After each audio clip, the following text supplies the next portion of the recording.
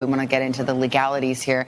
Talked to former federal prosecutor Daniel Goldman. And Dan, I thought about the word verdict. As you well know, in Latin, it means to speak the truth. When you look at the sweep of this verdict from the jurors, guilty on all three charges, and the speed, how quickly they came back with that verdict. What did the jury say? What did the jury speak? The jury very loudly spoke that what Derek Chauvin did was completely inappropriate and unlawful.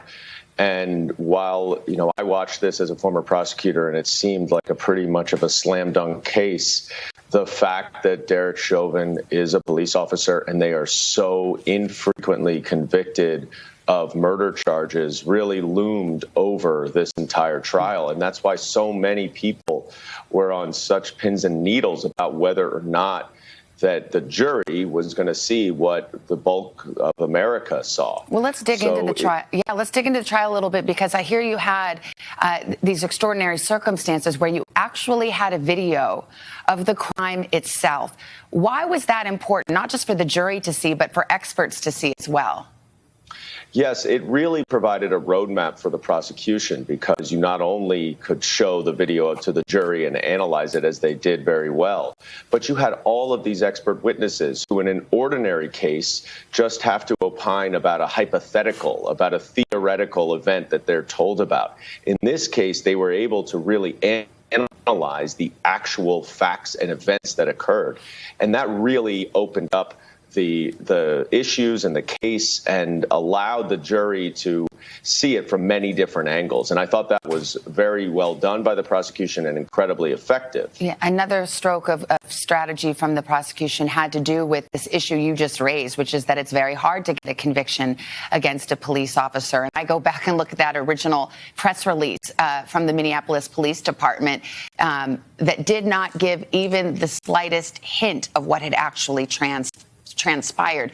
What did it mean to the case to have police witnesses come forward, some of whom served with Chauvin, to say, hey, that is not policy, that is not policing? That is a huge step. And in fact, if you want to see and look for a long-term consequence of this trial, I think it's that. I think it's the fact that police officers stood up and they said, what Derek Chauvin did, what my blue brother did, was wrong and illegal. And that sets the tone for police departments across the country. And I think that is a very, very important aspect of this trial. And I think it was very persuasive to the jury. And finally, in the few moments we have left, the final three defendants. How does this verdict affect what might happen in this case? Do you imagine there are defense lawyers this morning who are going to call the state and say, all right, let's make a deal? Or will they say, wait a minute, our facts are so different, our defendants are much more distant from the central allegation in this case, that they feel good about their standing today? I do think you will see some, or we won't see it, but I do think there will be some plea discussions among the remaining three defendants and the prosecutors because of the swiftness of the verdict and the convincing nature on all counts.